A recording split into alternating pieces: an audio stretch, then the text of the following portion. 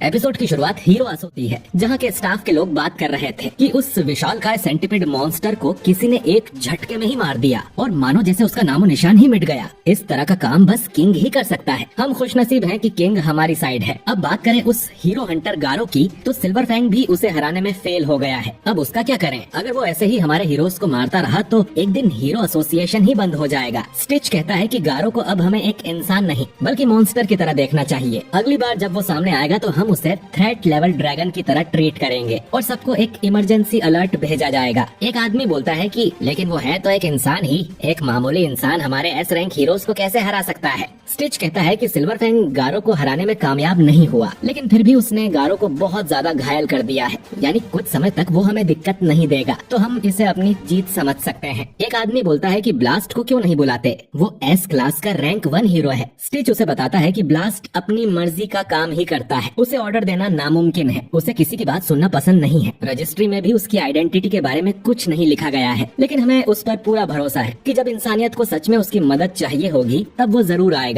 तभी नारिंकी यहाँ आ जाता है, जो कि हीरो एसोसिएशन को चलाने के लिए तगड़ा पैसा देता है और टॉप 3 स्पॉन्सर्स में से एक है। नारिंकी के बेटे को मॉन्स्टर ने किडनैप कर लिया है और 24 घंटे बीत गए हैं, लेकिन अब तक हीरो एसोसिएशन कुछ नहीं कर पाई है। तभी सेकिंगर नाम का एक आदमी बोलता है कि मैं आपसे वादा करता हूँ हम आपके बेटे को बचा लेंगे। वो जल्द ही एक रेस्क्यू मिशन शुरू करने वाला है। इसके बाद वो डार्क शाइन, पिग गॉड और तात्सुमाकी से मिलता है, लेकिन इन्हें ये नहीं पता कि मॉन्स्टर्स का ठिकाना कहाँ पर है। चाइल्ड एम्पेरर उनका अड्डा ढूंढने की कोशिश कर रहा है। तात्सुमाकी कहती है कि उनका अड्डा जरूर घोस्ट टाउन में ही कहीं होगा, तो मैं पूरा टाउन ही उड़ा दूंगी। सेकिंगर उसे मना करता है क्योंकि उन्हें बच्चे को भी बचाना है। तात्सुमाकी कहती है कि मॉन्स्टर्स जरूर मुझसे डर के छुप गए होंगे। सेकिंगर बताता है कि कल ड्राइव नाइट खुद ही छानबीन करने अकेले गया था, उसने हमारी बात नहीं सुनी और वो घोस्ट टाउन में चला गया। उसने आज तक कोई लड़ाई नहीं हारी, तो उसे खुद पर बहुत कॉन्फिडेंस था, लेकिन कल रात से ही हमें उसका कोई सिग्नल नहीं मिल रहा है, यानी जरूर ड्राइव नाइट को किसी ने हरा दिया होगा। तात्सुमाकी कहती है कि हमें जल्दी अटैक करना चाहिए, बाकी हीरोज कहाँ पर हैं? सेकिंगर कहता है कि मॉन्स्टर एसोसिएशन ने हमें 3 दिन का टाइम दिया था, जिसमें से 2 दिन बाकी हैं। बाकी हीरोज भी मिशन के लिए आते ही होंगे। इसके बाद हम एटॉमिक समुराई और उसके स्टूडेंट्स को देखते हैं। वो भी कल से छानबीन करने में लगा हुआ है, लेकिन उसे भी मॉन्स्टर्स एसोसिएशन का हेडक्वार्टर नहीं मिला है। जब तक उनका ठिकाना पता नहीं चलता है थोड़ा आराम कर लेना चाहिए। तभी अमाई मास्क भी यहाँ आ जाता है, जो कि ए क्लास का रैंक 1 हीरो है। वो कहता है कि मैंने सुना था इस टीम में तगड़े हीरोज होंगे, फिर ये बच्चे यहाँ क्या कर रहे हैं? ये कोई पिकनिक नहीं है जो एटॉमिक समुराई अपने स्टूडेंट्स को भी यहाँ ले आया। ये लोग तुरंत ही मॉन्स्टर्स के हाथों मारे जाएंगे, उसमें कोई दिक्कत नहीं है, लेकिन अगर ये भी किडनैप हो गए या इन्हें सामने करके मॉन्स्टर्स ने हमला किया तो फालतू में हमारा टाइम वेस्ट होगा। तो इन्हें बोल दो कि ऐसा कुछ हो तो खुद ही अपना खेल खत्म कर लें। एटॉमिक समुराई पूछता है कि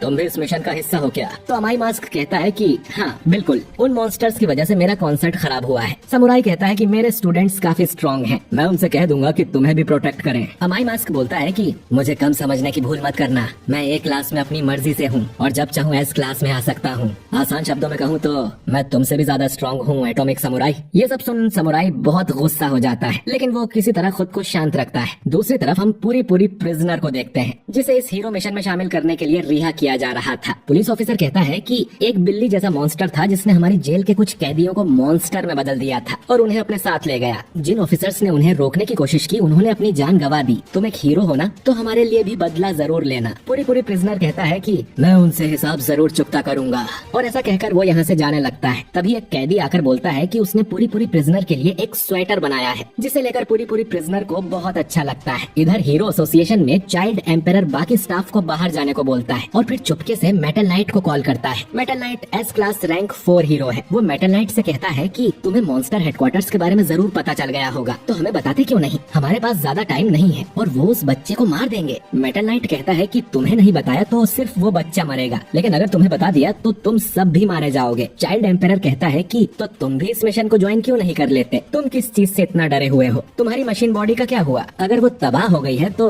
ये काम किस मॉन्स्टर ने किया है? जिस पर मेटल नाइट कहता है कि मॉन्स्टर किंग ओरोची ने। उसने सिर्फ एक बार ही किया था और पूरा आर्मर तबाह कर दिया। उन्हें खतरा सिर्फ मॉन्स्टर से नहीं है, कई काली शक्तियां हैं जो दुनिया पर कब्जा करने की फिराक में है। जब इंसानियत थोड़ी कमजोर हो जाएगी तो वो सब एक साथ हमला करेंगे और सब कुछ छीन लेंगे। वो चाइल्ड एम्पायर से कहता है कि अपने आसपास किसी पर भरोसा मत करना, अपनी ताकत को बढ़ाओ और उसे सही समय के लिए बचा कर रखो। इतना कहकर वो कॉल कट कर देता है। इधर नारिंकी को हीरो एसोसिएशन पर भरोसा नहीं था और वो खुद अपने बेटे को बचाना चाहता था, तो वो अपनी ही एक प्राइवेट स्क्वाड को घोस्ट टाउन में जाने को बोलता है ताकि वो मॉन्स्टर से लड़के उसके बेटे को बचा लाए। उसने इन सबको बैटल सूट्स पहनाए हुए थे जिनसे इनकी पावर भी किसी हीरो जितनी हो जाएगी और ये लोग भी मॉन्स्टर्स को मार पाएंगे। अगर ये अपने मिशन में कामयाब होते हैं तो नारिंकी इन्हें मुंह मांगा इनाम देगा और इनकी आने वाली पीढ़ी भी आलीशान जिंदगी जिएगी और ये लोग निकल पड़ते हैं। इसके बाद हम फुबुकी को देखते हैं जो सैतामा के घर अर्जेंट मीटिंग के लिए जाती है। वो देखती है कि सैतामा और किंग तो गेम खेलने में लगे हुए हैं। जेनोस अपने स्क्रू टाइट कर रहा है और सिल्वर फैंग और बॉम्ब यहाँ आराम कर रहे थे। जो देख उसे यकीन नहीं होता कि यहाँ चल क्या रहा है। सैतामा तो उस पर ध्यान भी नहीं देता और किंग के साथ गेम खेलने में लगा रहता है। फुबुकी चिल्ला कर कहती है कि ये एक इमरजेंसी है, हमें मॉन्स्टर एसोसिएशन से लड़ने जाना है और तुम यहाँ बैठ के गेम खेल रहे हो। जेनोस बताता है कि हम भी पावरफुल दुश्मनों से लड़ रहे थे और फ्री नहीं बैठे हैं। सिल्वर फैंग कहता है कि मैं भी सैतामा के साथ लड़ा था, इसीलिए वो मुझे यहाँ आराम करने दे रहा है और पीठ में बहुत दर्द है। बॉम्ब कहता है कि मेरे भी घुटनों की बैंड बज गई है। फुबुकी सोचती है कि देखकर ही लग रहा है कि इन्होंने कोई खतरनाक युद्ध लड़ा है, सबकी हालत खराब है। लेकिन फिर ये टकलू सैतामा कैसे ठीक है? वो पूछती है कि सैतामा को कुछ नहीं हुआ तो सैतामा कहता है कि मैं तो बिल्कुल ठीक हूँ। वो इन्हें अब मॉन्स्टर एसोसिएशन के बारे में बताती है कि हमें मीटिंग करनी चाहिए। तुम लोगों को कोई न्यूज नहीं मिली क्या? जेनोस कहता है कि कल की लड़ाई में उसका ट्रांसमीटर टूट गया था। बाकी लोग भी यही कहते हैं। फुबुकी बोलती है तो अब हमें क्या करना चाहिए? हीरोज और मॉन्स्टर के बीच युद्ध शुरू होने वाला है। जेनोस बोलता है कि मुझे तो पहले थोड़ा रिपेयर करवाना होगा। सिल्वर फैंग और बॉम्ब भी लड़ने की हालत में नहीं है और किंग भी बहाना मार देता है कि उसे कोई दूसरा काम है, यानी बस फुबुकी और सैतामा ही लड़ने की हालत में है। फुबुकी उसे कहती है कि हीरो एसोसिएशन ने टॉप हीरोज की कोई टीम बनाई होगी, लेकिन अगर हम भी कुछ करते हैं तो हमारी रैंक्स बढ़ जाएंगी। इस बार दुश्मन कोई एक मॉन्स्टर नहीं है बल्कि वो सब आपस में मिल गए हैं और अपनी एक ऑर्गेनाइजेशन बना ली है और उनका कोई बॉस भी जरूर होगा। सिल्वर फैंग कहता है कि अगर गारो इस मॉन्स्टर ग्रुप के साथ जाके मिल गया तो मुश्किल की बात होगी। बॉम्ब कहता है कि गारो से अकेले लड़ने का मौका अब शायद ही हमें मिले